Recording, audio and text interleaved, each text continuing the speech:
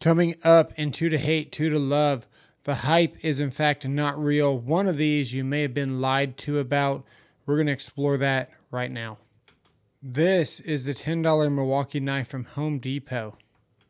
There's really nothing special about it, but there's nothing wrong with this knife. For $10, you cannot go wrong. There is no special blade polish on this. You can see all the grains on here, and it's completely acceptable for the price point. It's got the Milwaukee belt clip, pocket clip, whatever you want to call it. It's not going to be abrasive on your jeans, just as Milwaukee intended. I like the shape of the blade, the belly of the blade, and folds up nicely and deploys with one hand with some trouble. Not too bad though. Now the Fiskars, on the other hand, from Lowe's, on sale, $12, $14, something like that. I see a lot of reviews about this knife. I decided to try it out for myself. This is what I think about it. It's heavy in all the right places. It is a heavier knife. It just flips really nicely. There's one thing about this knife though. There is no blade storage. Look how thick that is, and still no blade storage. You push in that silver button and pop that up, and it stays up. You can see where, just pop that up. You can pull the blade right out.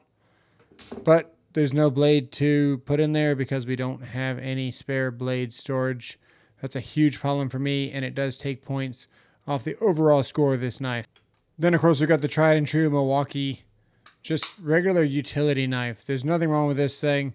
The button did fall off, but it only took about 10 years for it to fall off. So push the button in, pop the blade out. You got your blade storage, whatever you want to do. There's a safety aspect that has to do with blade storage, and it's that mentality mindset where you want to get the task done, but you continue going because you had to stop what you're doing to go find a blade.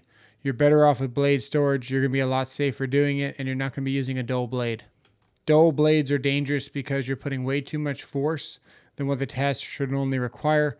You've got muscle energy behind what you're doing, and if you slip, you're going to be going more forward or more backwards than you kind of anticipated.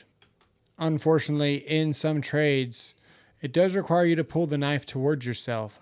Rule of thumb is don't ever cut towards yourself, but sometimes, especially if you're stripping the last little bit of Romex or whatever you're doing, you wind up just pulling a little bit towards yourself. And that's okay because you can lock your hands like this and you can just give a slight little like this. It's just a flick of a wrist.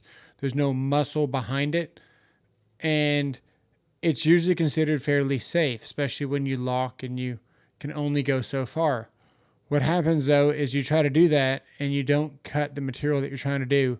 So you start putting muscle behind it. And now we got a problem because if you got a dull blade and it decides to slip, because it's going to skip off of the material because it's not going to get a good bite because the blade is dull, it's going to wind up creating or causing an accident. And that is why I cannot recommend this knife for one or two tasks or just for the day. It's a great knife. It's a really good feeling knife. You should buy it. It is a nice knife, but you should not buy this if you're working in the field every day and this is going to be your everyday grabbing, getting the task done knife, because you're going to wind up with a dull blade.